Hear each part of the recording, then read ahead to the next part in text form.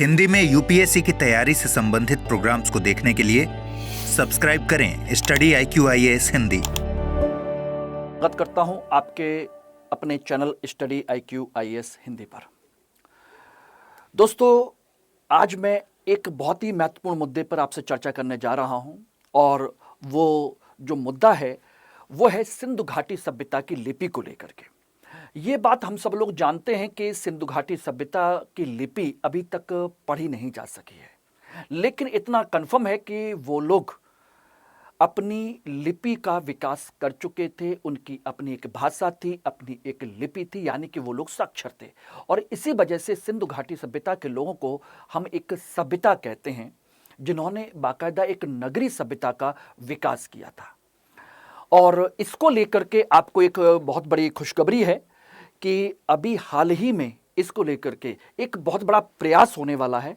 हालांकि प्रयास तो बहुत पहले से चल रहे हैं, लेकिन अभी एक भारत सरकार की तरफ से एक बहुत बड़ा प्रयास होने वाला है, जिसमें इस लिपि को पढ़ने के नए तरीके, नए अवसर और प्रदान किए जाएंगे। यानी कि इसको प्रयास किया जाएगा कि हम इसे पढ़ लें और इसको लेकर के एक सभी राष्ट्रीय अंतर्राष्ट्रीय स्तर पर सभी लोग मिलकर के प्रयास करेंगे। तो यानी कि इंडस स्क्रिप्ट को डिकोड करने का प्रयास अब भारत सरकार बड़े स्तर पर करने जा रही है, ठीक है ना। और ये हमारे लिए बहुत ही महत्वपूर्ण मुद्दा हो जाएगा कि यदि हमने इंडस स्क्रिप्ट को पढ़ लिया तो भारतीय इतिहास की धारा कहां जाएगी, भारतीय इतिहास किस धारा से आगे बढ़ेगा। हो सकता है कि बहुत सारी बनी बनाई मान्यताएं टूटने लगें और नई चीजें निकल करके आने लगें, और कह सकते हैं कि इसके माध्यम से हो सकता है कि हमें इतिहास की एक सही व्याख्या, सही क्रम पता चल सके। तो दोस्तों, आज इसीलिए मैंने इस टॉपिक पर आपके साथ चर्चा करने की कोशिश की है, क्योंकि अभी रिसेंटली दो दिन पहले ये अनाउंसमेंट किया गया है कि आर्कियोलॉजिकल सर्वे ऑफ इंडिया की तरफ से इसको लेकर के एक इंटरनेशनल एफर्ट किया जा रहा है।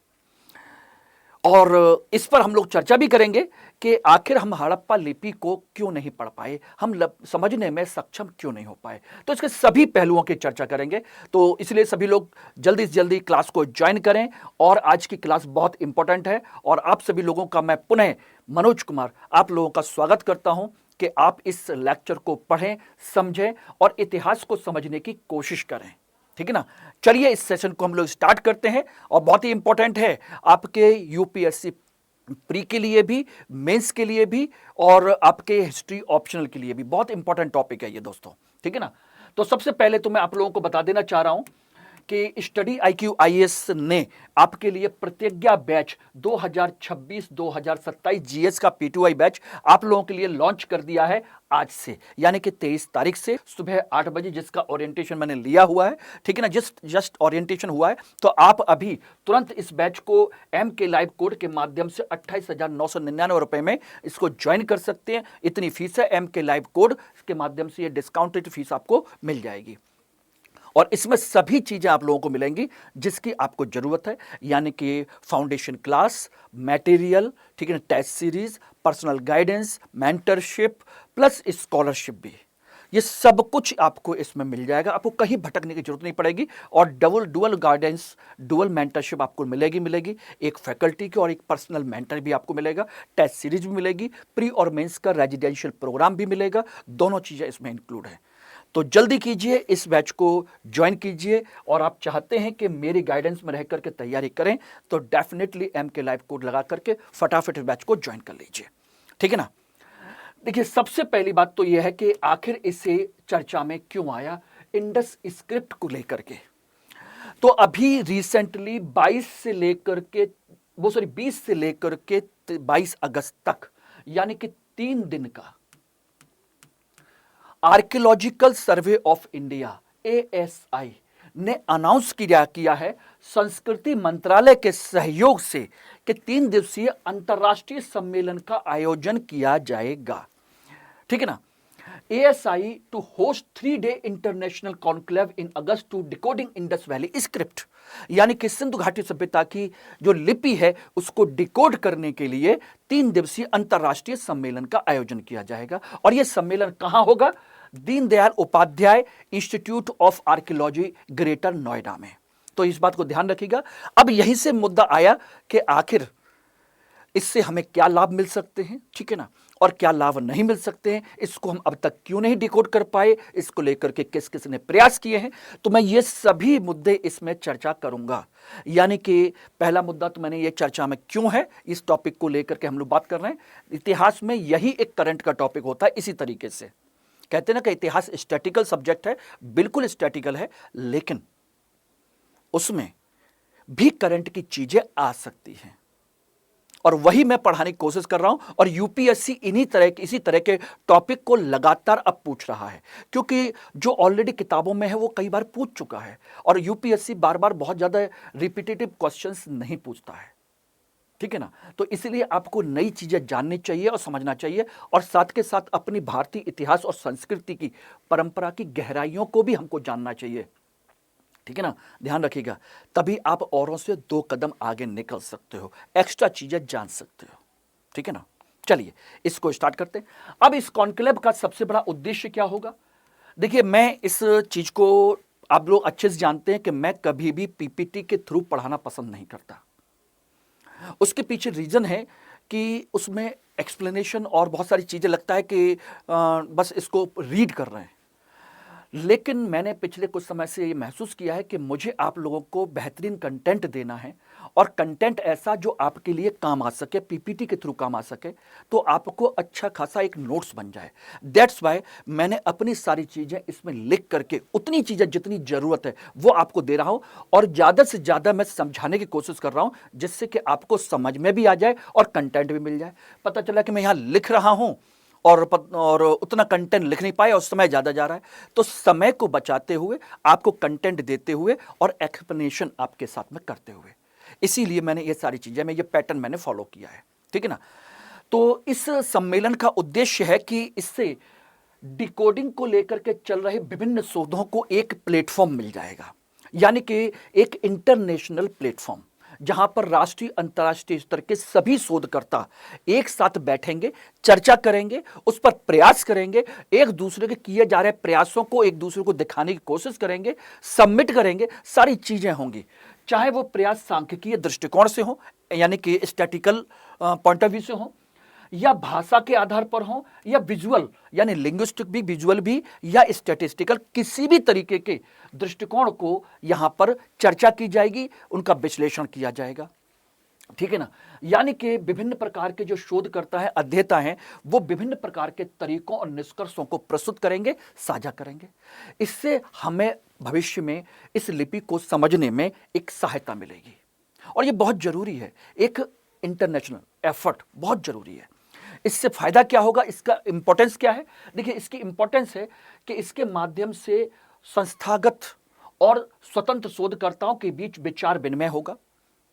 जो इंस्टीट्यूशनल है और इंडिपेंडेंट जो रिसर्चर्स हैं, वो आपस में विचारों को एक दूसरे के साथ एक्सचेंज करेंगे, और इससे नए दृष्टिकोण सामने आने की संभावना है। इससे हमें क्वालिटेटिव डिस्कशन देखने को मिलेगा, जानकारी मिलेगी, और इसको डिकोड करने में हेल्प मिलेगी। दूसरा, फंडिंग।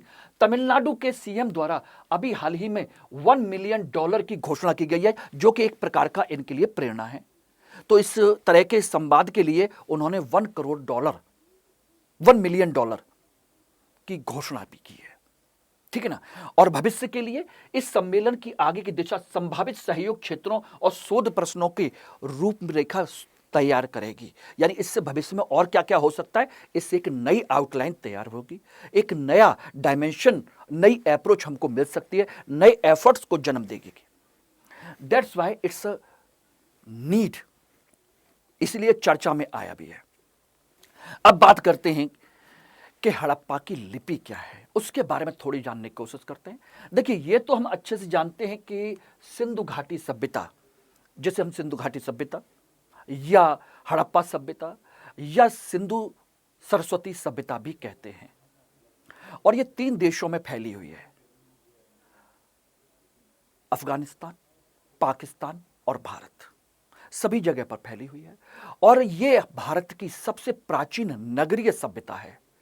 नगरी सभ्यता क्योंकि यहाँ पर जो खुदाई हुई है जिन नगरों की, वो नगर के तौर पर हैं, एक व्यवस्थित नगर के तौर पर, जो ग्रिड पैटर्न पर बसे हुए थे, जिनकी अपने पक्के मकान थे, ठीक है ना, जिनकी सड़कें पक्की थी, जिनके मकान व्यवस्थित तरीके से बने हुए थे, जिनके पास एक जल निकास प्रणाली थी जैसे आज का हमारा ड्रेनेज सिस्टम है, यानी साफ सफाई को लेकर के, स्वास्थ्य सुविधाओं को लेकर के बेहतरीन व्यवस्था थी।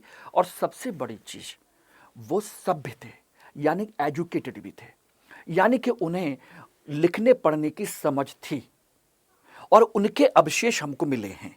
उनकी लिपि लगभग 400 से 600 प्रतीक चिन्ह हमको मिले हैं, लगभग 4 to 600 अप्रॉक्स। इनमें से एक जो प्रतीक चिन्ह मिला है 4 से 5 अक्षरों का मिला है प्रति लेख, एक लेख पर 4 से 5 अक्षर हैं, ज्यादा नहीं है। जैसे ये देखेंगे तो इन पर 4-5 अक्षर बने हुए हैं, इन पर मोहरों पर, बर्तनों पर, या किसी अन्य उपकरण वगैरह हैं उन पर, ठीक है ना। जो सबसे बड़ा लेख मिला है, सबसे बड़ा जिस पर आपके चीजें मिली हैं, वो एक साइन बोर्ड है, साइन बोर्ड। और ये साइन बोर्ड कहां से मिला है? धौलावीरा से, जिस पर लगभग कहा जाता है कि 10 अक्षर हैं, 10 अक्षर का ये मैक्सिमम है। लेकिन सबसे बड़ी चीज क्या है, सभी लेख छोटे हैं और वे मोहरों पर, बर्तनों पर, ताबीज पर, औजारों पर बने हुए हैं। इनमें कोई भी लंबा ग्रंथ नहीं मिला, जैसे वैदिक काल की ऋचाएं या मिस्र के पपीरस वगैरह होते हैं, वैसे हमारे पास कोई भी इसका ग्रंथ नहीं मिला। ये एक परिचय मैंने दे दिया कि भाई इसको जान लीजिए। इन सब चीजों के पॉजिटिव नेगेटिव डायमेंशन तभी निकल करके सामने आएंगे जब इसके बारे में परिचय ले लेंगे, ठीक है ना, ये ध्यान रखिएगा। और दूसरी बात, अधिकांशतः इनमें से अब तक जो हम जानते रहे हैं, ये जो लिपि है जो हमने किताबों में पढ़ी है, वो कैसी है? किताबों में जो पढ़ी है हमने, वो पढ़ी है कि यह चित्रात्मक लिपि है, पिक्टोग्राफिक, चित्रात्मक है, पिक्टोग्राफिक है, और ये कहते हैं बूस्ट्रोफेडन स्टाइल की है, बूस्ट्रोफेडन स्टाइल, ठीक है ना, ये कहा गया है। यानी कि कह सकते हैं गौमूत्र शैली की, गौमूत्र शैली। गौमूत्र शैली का मतलब ये इधर से यूं और इस तरह से यूं लिखी जाती है। ये अब तक का जो बताया गया है वो यही तरीका बताया गया है जो हमने अभी तक पढ़ा है, ठीक है ना। सामान्य तौर पर जो किताबों में पढ़ते हैं वो यही है, एक लाइन यूं जाती है, अगली लाइन यूं आती है, फिर यूं जाती है, फिर यूं आती है, इस तरीके से। इसी को हम कहते हैं, ये एक मूलभूत चर्चा है। लेकिन अब इसके बारे में हम जानने की कोशिश करें तो बात यह है कि आखिर इससे हम क्यों नहीं पढ़ पाए। इसीलिए सिंधु घाटी सभ्यता को हम आद्य इतिहास कहते हैं, प्रोटो हिस्ट्री। देखिए, हिस्ट्री के 3 पार्ट होते हैं, pre history, proto history and history. Pre history जिस वह युग जिस काल में लोगों ने अपनी लिपि का विकास नहीं किया, जिनका अपना कोई भी लिखित साक्ष्य नहीं था, और उस काल के इतिहास को जानने के लिए हमें पुरातात्विक स्रोतों पर निर्भर रहना पड़ता है, जैसे पाषाण काल। उस काल में मनुष्य अपनी लिपि का विकास नहीं कर पाया था। दूसरा आता है प्रोटो हिस्ट्री, जिस काल में मनुष्य ने अपनी लिपि का विकास तो कर लिया लेकिन हम नहीं पढ़ पाए, just like Indus Valley civilisation, ठीक है ना। और उसके बाद का इतिहास जिस काल में मनुष्य ने लिपि का विकास भी कर लिया, उसको हम पढ़ पाए और आगे हम उसको कंटिन्यू पढ़ भी रहे। आखिर सफलता क्यों नहीं मिली? देखिए, मैंने इसको एक बहुत ही व्यवस्थित तरीके से आपको चार्ट के तौर पर बनाने की कोशिश की है, जिससे कि आपको सारी चीजें मिल जाए, पता चल जाए और समय भी हम लोगों का बच सके। देखिए, सबसे बड़ी चीज कि इसलिए पढ़ने में सफलता नहीं मिली क्योंकि हमें यहां से कोई भी द्विभाषिक अभिलेख नहीं मिला। अगर द्विभाषिक अभिलेख मिल जाता, जैसे मिस्र की भाषा का और सिंधु घाटी की भाषा का, या मेसोपोटामिया का और सिंधु की लिपि का, इन दोनों का लेख मिल जाता तो हम उसमें कंपैरेटिवली कुछ ना कुछ निकाल पाते। और उन दोनों जगह पर मिस्र की सभ्यता, मेसोपोटामिया की सभ्यता में द्विभाषी अभिलेख मिले हैं, इसीलिए वहां की भाषा को पढ़ पाए, लेकिन यहां नहीं पढ़ पाए। वहीं की जो परंपरा है उसी को रोसेटा स्टोन कहते हैं। रोसेटा स्टोन का मतलब होता है एक ही पाठ में कई भाषाओं का के माध्यम से लिखना, और ऐसा कोई भी बाइलिंगुअल द्विभाषी अभिलेख सिंधु घाटी सभ्यता में नहीं मिला। इसलिए हम किसी अन्य भाषा से उसकी तुलना नहीं कर पाए। हमें टोटली डिपेंड होना पड़ रहा है इंडस के शब्दों पर ही।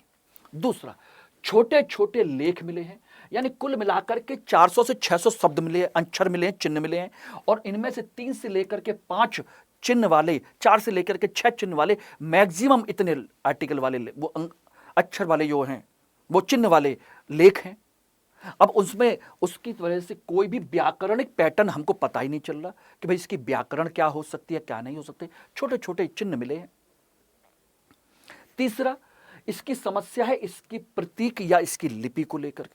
कुछ विद्वानों का मानना है कि यह सांस्कृतिक प्रतीक है, यह कोई लिपि नहीं है, यह कोई भाषा नहीं है, यह केवल सांस्कृतिक प्रतीक है उनकी परंपरा के, और इसलिए पढ़ने की कोई ध्वनि आधारण प्रणाली हो ही नहीं सकती।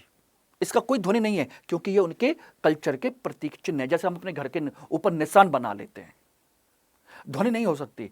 हम उसमें जो निशान बनाते हैं, जैसे हम देखा जाए तो रक्षाबंधन के समय में क्या होता है, हम अपने दीवारों पर नाग पंचमी पर गेरू और कारोच जो होती है, कोयला होता है, उसको घोल करके कुछ प्रतीक चिन्ह बनाते हैं, रंगोली बनाते हैं, तमाम सारी चीज़ें करते हैं। उसका अपना एक अर्थ होता है कि भाई नाग पंचमी नाग बना दिया हमने, उसके कुछ अर्थ हो सकते हैं, लेकिन कोई भाषा या ध्वनि नहीं है वो, ठीक है ना।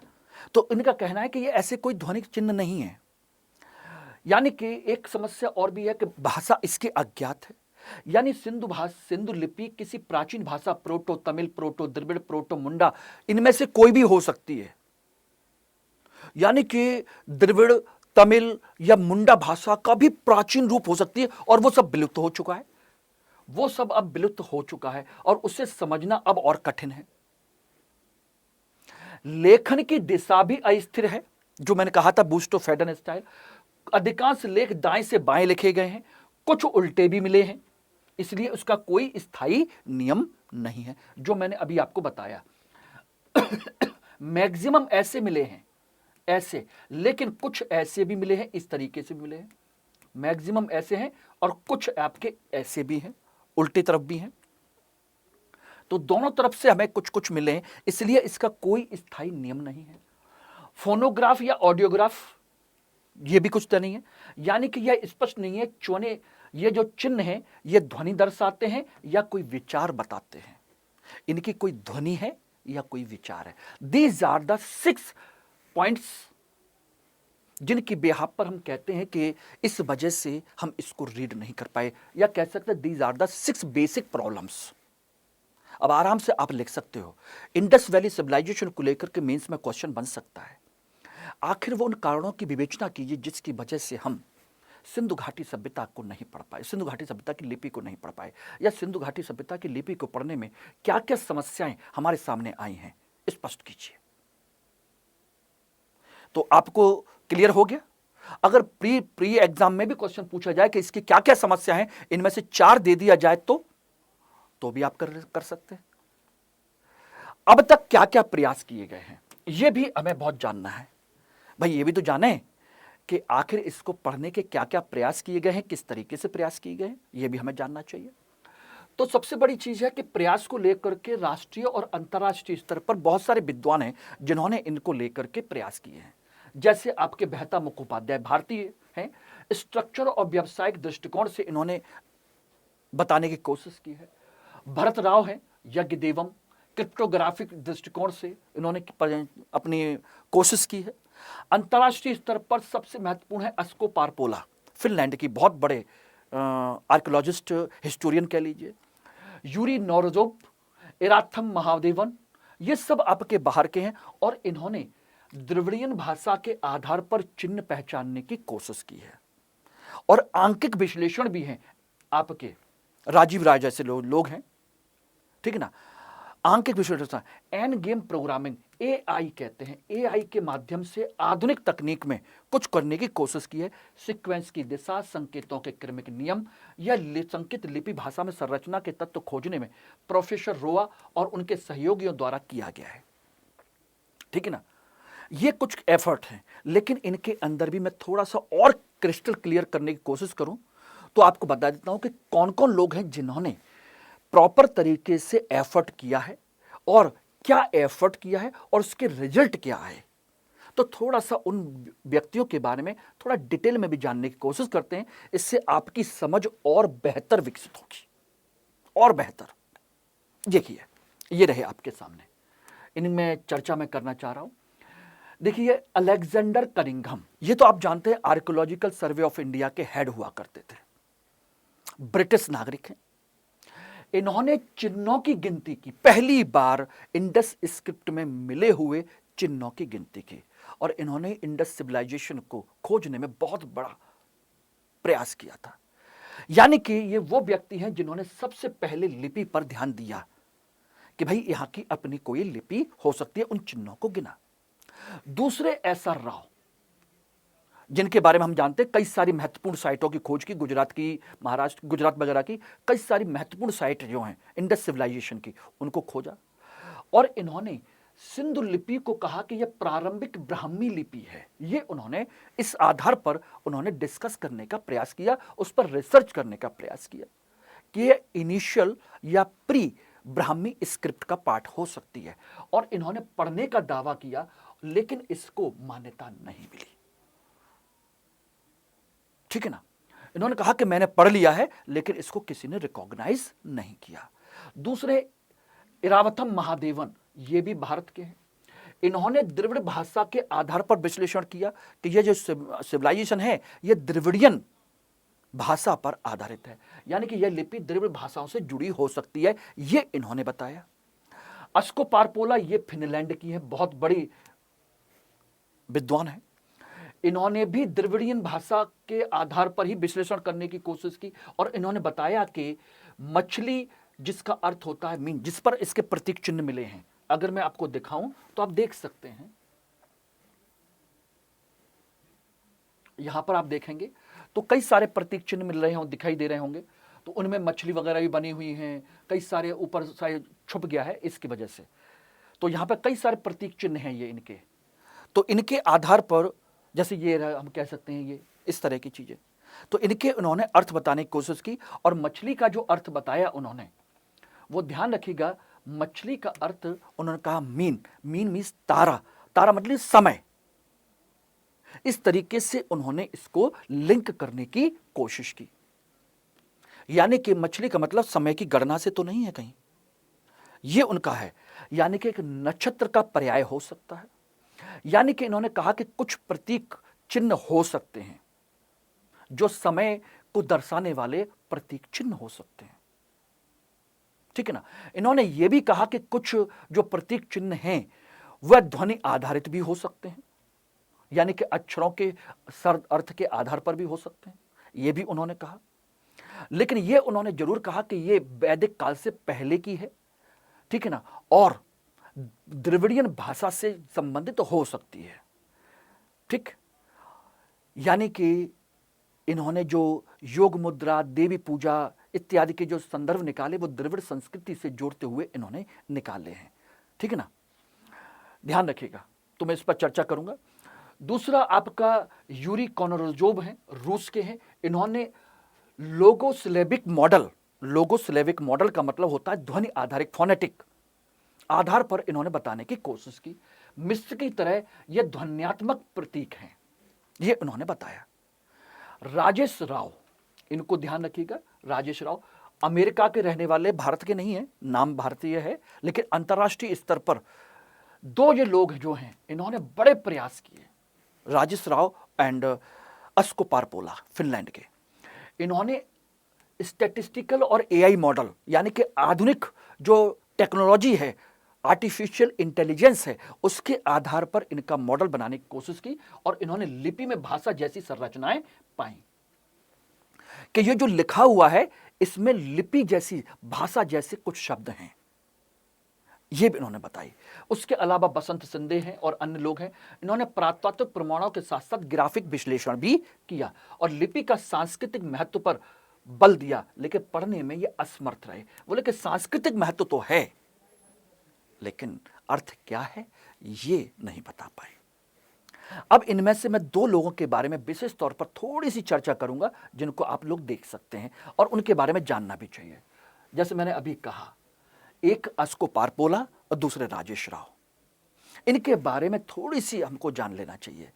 इन्होंने भाषा वैज्ञानिक और सांस्कृतिक दृष्टिकोण से अध्ययन किया।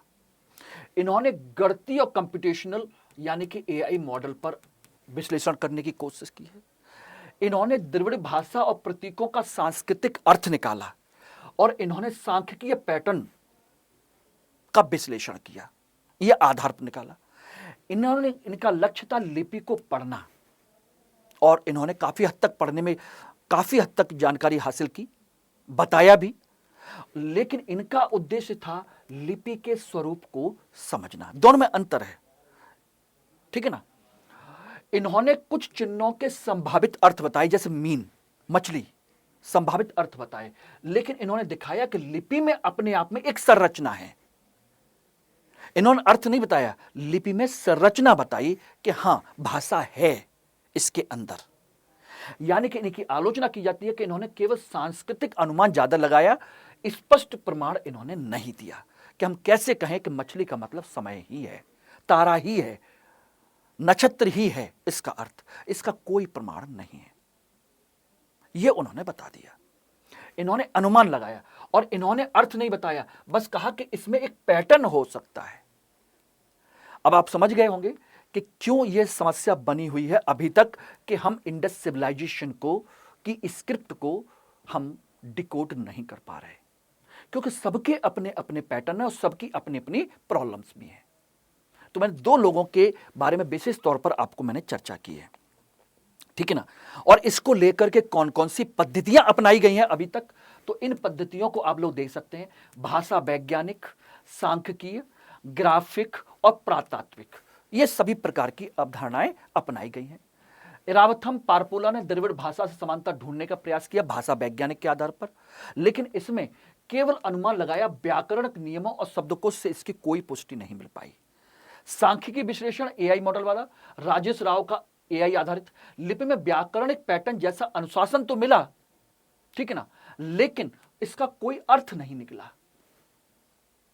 ग्राफिक और कलात्मक विश्लेषण, इन्होंने चिन्हों के डिजाइन और रूपांकन की तुलना मिस्र और मेसोपोटामिया और तिब्बत के प्रतीकों से की है, लेकिन तुलना की है, अर्थ इसका भी कोई अभी तक हमने फाइंड आउट नहीं किया।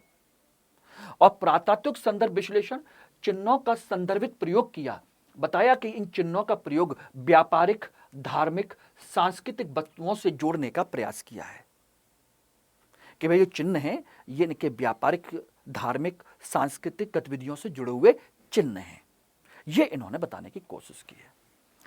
लेकिन दोस्तों, अब जो एफर्ट किया जा रहा है, जो 3 दिन की मीटिंग हो रही है, अगर इसमें साल, 1.5 साल, 2 साल, 3 साल के अंदर मेहनत करके सभी राष्ट्रीय अंतर्राष्ट्रीय स्तर के सभी विद्वानों ने कोशिश की और एक एफर्ट किया कि और अगर इसका अर्थ निकल के आ गया, लिपि को हम पढ़ पाए, तो इसके क्या परिणाम हो सकते हैं, यह हमें जरूर पता होना चाहिए।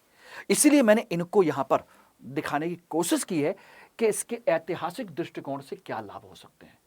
भारत का लिखित इतिहास 2500 ईसा पूर्व तक जा सकता है। वर्तमान में लिखित इतिहास हम कब तक मानते हैं? 1500 ईसा पूर्व का माना जाता है, वैदिक काल का। यानी कि जब वैदिक आर्य यहां पर आए तो 1500 ईसा पूर्व का ऋग्वैदिक इतिहास, ऋग्वैदिक काल को, ऋग्वेद को हम सबसे प्राचीन लिखित साक्ष्य मानते हैं। अगर यह ऐसा होता है तो हमारा इतिहास, लिखित साक्ष्य का इतिहास 1000 साल पहले और चला जाएगा।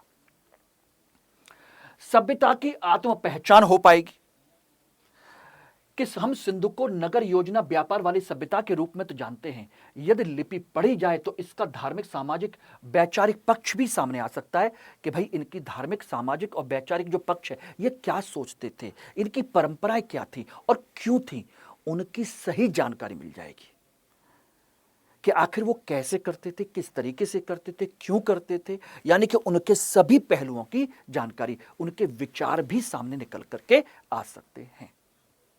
ये ध्यान रखेगा। और इससे प्राचीन भारत बनाम आर्य आगमन का विवाद जो है वो भी काफी हद तक सॉल्व हो जाएगा। सिंधु घाटी सभ्यता द्रविड़ीय थी या वैदिक पूर्ववर्ती, इससे आर्य द्रविड़ की बहस की ऐतिहासिक नींव स्पष्ट हो जाएगी कि वास्तव में थी क्या। यह विवाद भी सॉल्व हो जाएगा। कुछ लोग कहते हैं कि ये द्रविड़ों ने सिंधु घाटी सभ्यता का निर्माण किया, कुछ लोग कहते हैं कि आर्यों ने किया। तो यह विवाद भी हमेशा के लिए थम जाएगा। भाषाई और लिपि को लेकर के क्या लाभ हो सकते हैं? इससे हमें प्राचीन भाषा की पहचान हो सकती है कि सिंधु लिपि द्रविड़, मुंडा या किसी अन्य भाषा में हो। और अगर यह भाषा विज्ञान में एक नई शाखा खोल सकती है, एक नई ब्रांच आपकी ओपन हो सकती है। यार एक नई भाषा हमको मिली है, एक नई परंपरा हमको मिली है। इससे भारतीय लिपियों की उत्पत्ति का रहस्य हल हो सकता है कि ब्राह्मी या खरोष्टी लिपि से पूर्व कौन सी लिपि प्रयुक्त होती थी। यह सवाल लंबे समय से अनुत्तरित है। सिंधु लिपि इसका मिसिंग लिंक बन सकती है उन प्राचीन लिपियों और नवीन लिपियों के बीच के लिए। यह भी हमको पता चल सकता है। और सांस्कृतिक और भाषाई मैपिंग आसान हो जाएगी। सिंधु सभ्यता का क्षेत्र बहुत विस्तृत था, बलूचिस्तान से लेकर गुजरात तक। यदि भाषा पता चले तो जनजातीय और प्राचीन भाषाओं का आपसी संबंधों को जोड़ा जा सकता है और उससे यह पता चलेगा कि अन्य क्षेत्रों में जो जनजातियां रहती है उनके साथ इनका क्या संबंध है, यानी कि उनका विस्तार पता चल पाएगा। चाहे वहां से हमें सिंधु घाटी सभ्यता के अवशेष मिले हों या ना मिले हों, लेकिन अगर भाषाई संबंध पता चलेगा तो डेफिनेटली हमें इसका क्षेत्र विस्तार भी पता चल जाएगा। इतिहास की नई धारा बन जाएगी। ये एक बहुत बड़ा इशू है। क्यों दोस्तों, आपको क्या लगता है? देखिए बहुत इंपॉर्टेंट मुद्दा है ये, बहुत ही इंपॉर्टेंट, रियली में जानना चाहिए। सांस्कृतिक और धार्मिक दृष्टिकोण से इसका क्या लाभ हो सकता है? हमें धार्मिक विश्वासों का ज्ञान प्राप्त होगा। सिंधु सभ्यता वेद पूर्व धार्मिक विचारों से जुड़ी थी। क्या वहां शिव या देवी की पूजा होती थी, और होती थी तो कैसे होती थी, किस प्रकार से होती थी? अभी तक तो हम केवल अनुमान लगाते हैं कि आद्य शिव हैं या मातृ देवी है, लेकिन लिपि पता चल जाएगी तो उसके सही प्रतीक, सही अर्थ हमारे सामने निकल के आ जाएंगे। और अगर उससे पहले शिव थे, मातृ देवी थी या कोई और थी, तो धर्म की प्राचीनता के बारे में हमें स्पष्ट पता चल जाएगा, यानी प्रूफ के साथ। सभ्यता की वैचारिक संरचना सामने आएगी। क्या वहां कर्मकांड थे? वहां का दर्शन क्या था? उनके सामाजिक नियम लिखित थे या अज्ञात आयाम उजागर हो सकते? बहुत सारी ऐसी चीजें जो हम नहीं जानते। देखिए कर्मकांड, दर्शन ये विचारों से स्पष्ट होते हैं, लेकिन लिपि ना पढ़ने की वजह से उनका दर्शन पता नहीं चलता, उनकी सोच, उनके विचार क्या थे, उनके कर्मकांड कैसे करते थे, उसका अर्थ क्या था और क्यों था वो। क्यों का जवाब मिल जाएगा, क्यों और कैसे। समाज और अर्थव्यवस्था का दस्तावेजीकरण हमको पता चलेगा। इससे हमें कृषि, व्यापार, राज्य व्यवस्था, इससे संबंधित लेख मिलते हैं तो प्राचीन भारत के सामाजिक आर्थिक ढांचे का पूरा चित्र पता चल जाएगा। हम और भी चीजें खोजेंगे और खुदाइयाँ करेंगे, उनसे बहुत सारे प्रतीक चिन्ह मिल सकते हैं, लिपि के नए चिन्ह मिल सकते हैं, उससे हमें नए अर्थ पता चल सकते हैं, लेकिन पढ़ने से ही होगा। उसके अलावा पुरातात्विक और सभ्यता अध्ययन में योगदान। सिंधु लिपि पढ़ने से भारत विश्व की 4 प्रमुख सभ्यताओं मेसोपोटामिया, मिस्र, चीन और भारत में एकमात्र ऐसी बन जाएगी जिसकी स्वदेशी लिपि और भाषा का दस्तावेज उपलब्ध होगा। बाकी सभी का उतना नहीं है, एकमात्र बन जाएगी जिसकी लिपि भी होगी और उसकी अपनी स्वदेशी लिपि, विदेशी लिपि से उसका कोई संबंध नहीं है। और इससे भारत की वैश्विक बौद्धिक विरासत में योगदान पता चलेगा। सिद्ध हो जाएगा कि हम कितने बौद्धिक विरासत हमारे पास मौजूद थी, हम कितने समय से पढ़े लिखे हैं, कितने लंबे समय से इंटेलेक्चुअल हैं, हम पिछड़े नहीं थे। और सबसे बड़ी चीज, 5वां हम कह सकते हैं तो व्यवहारिक और तकनीकी लाभ। शोध और शिक्षा में इससे क्रांति मिलेगी। स्कूल, विश्वविद्यालय स्तर पर इतिहास के पाठ्यक्रम में नए सिरे से गढ़े जाएंगे, नए सिरे से इतिहास पढ़ा जाएगा, नए सिरे से इतिहास लिखा जाएगा, नए सिरे से पढ़ाया जाएगा। इससे नई पांडुलिपियां और ग्रंथ सामने आ सकते हैं। यदि कहीं लिपि में छिपी अनदेखी सामग्री आयुर्वेद, खगोल, गणित में मिलती है, ज्ञान विज्ञान के क्षेत्र में बड़ा योगदान हो सकता है। अगर उन लिपियों में कुछ इस तरह के यहाँ के प्रतीक चिन्ह मिलेंगे तो पता चलेगा कि ये वहां से आया, इसका अर्थ ऐसा है। और एआई डिजिटल ह्यूमैनिटीज में उपयोग। लिपि पढ़ने में सफल मॉडल और अज्ञात लिपियों ईस्टर आइलैंड की ओल्मेक लिपि पर लागू किया जा सकता है कि इसी मॉडल को अन्य लिपियां जो अभी तक पढ़ी नहीं गई हैं उनको भी पढ़ने में हमें सहायता मिल सकती है। तो सोचिए कितने बड़े डायमेंशन होंगे। अब आपको लग रहा होगा कि सर केवल लिपि पर आपने इतना बड़ा लेक्चर, इतना डिटेल लेक्चर ले लिया। बेटा ये इतिहास है और यूपीएससी किसी भी तरह के क्वेश्चन आपसे पूछ सकता है। और क्योंकि ये केवल इतिहास नहीं है, हमारी सांस्कृतिक विरासत का महत्वपूर्ण स्थल है, महत्वपूर्ण बिंदु है, महत्वपूर्ण केंद्र है, जहां से इतिहास की धारा बनती है। हम कहते हैं ना कि हम बहुत प्राचीन समय से एक सिविलाइज्ड कल्चर से बिलोंग करते हैं, इंडस वैली सिविलाइजेशन। वहां पर हमारे लोगों ने एक बेहतरीन सभ्यता का विकास किया था, जहां पर ड्रेनेज सिस्टम था, जहां ग्रेट वाथ था, जहां पर लोग बड़े व्यवस्थित तरीके से बने हुए मकानों में रहते थे। आज भी हम उसका परिचय देते हैं और जब यह पता चल जाएगा तो हमारे इतिहास की शुरुआत वहां से होगी और बेहतर तरीके से होगी। तो हम अपने अंदर कितना कॉन्फिडेंस आएगा। क्या हमको इस सब चीज़ों के बारे में पता नहीं होना चाहिए कि आखिर उसकी लिपि को पढ़ने के लिए क्या क्या प्रयास किए गए हैं, क्या क्या प्रयास किए जा रहे हैं और इससे क्या लाभ हो सकते हैं? डेफिनेटली हमको पता होना चाहिए। दैट्स वाई मैंने ये टॉपिक आप लोगों को डिस्कस किया है।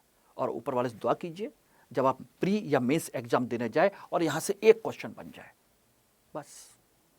ये आपके सामान्य किताबों से हट करके एक अलग टॉपिक है, ठीक है ना। अब यहां पर एक क्वेश्चन है आप लोगों के लिए। निम्नलिखित में से किन कारणों से सिंधु लिपि अब तक पढ़ी नहीं जा सकी है? सिंधु लिपि के अधिकांश लेख अत्यंत संक्षिप्त हैं, कोई द्विभाषिक लेख उपलब्ध नहीं है, सिंधु लिपि में व्याकरणिक संरचना बिल्कुल नहीं थी, मूल भाषा अभी तक अज्ञात है। बताइए, 1, 2, 4, बी 2 और 3, केवल 1 और 3, उपरोक्त सभी। अब इनमें से आप देखोगे तो आपको चारों सही लगेंगे कि व्याकरणिक संरचना बिल्कुल नहीं थी, मूल भाषा अभी अज्ञात है, द्विभाषिक अभिलेख नहीं मिला है और लेख अधिकांश संक्षिप्त हैं। तो ये तो बिल्कुल सही है कि ये सही है, द्विभाषी अभिलेख नहीं मिला है, लेख नहीं मिला है, लेकिन व्याकरणिक संरचना बिल्कुल उपलब्ध नहीं है, ऐसा नहीं है। यह सही है कि मूल भाषा अभी तक पता नहीं है। आंसर है एक ये। क्यों नहीं है? क्योंकि व्याकरणिक पैटर्न के कुछ संकेत एआई विश्लेषण में पाए गए हैं। That's why. यानी कि जब राजीव राय ने इस तरह की चीजों में खोज की है उन्होंने, तो एआई के अंतर्गत कुछ व्याकरणिक पैटर्न मिले हैं, लेकिन अर्थ पता नहीं चला। इसका अर्थ क्या है यह पता नहीं चला, इसलिए इस चीज को जान लीजिए। और मेंस का क्वेश्चन, सिंधु लिपि को पढ़ने के लिए किए गए प्रयासों की विवेचना कीजिए और साथ ही यह स्पष्ट कीजिए कि अब तक सफलता क्यों नहीं मिली है। 250 शब्दों में आपका आंसर। किसी भी तरीके से क्वेश्चन पूछा जा सकता है।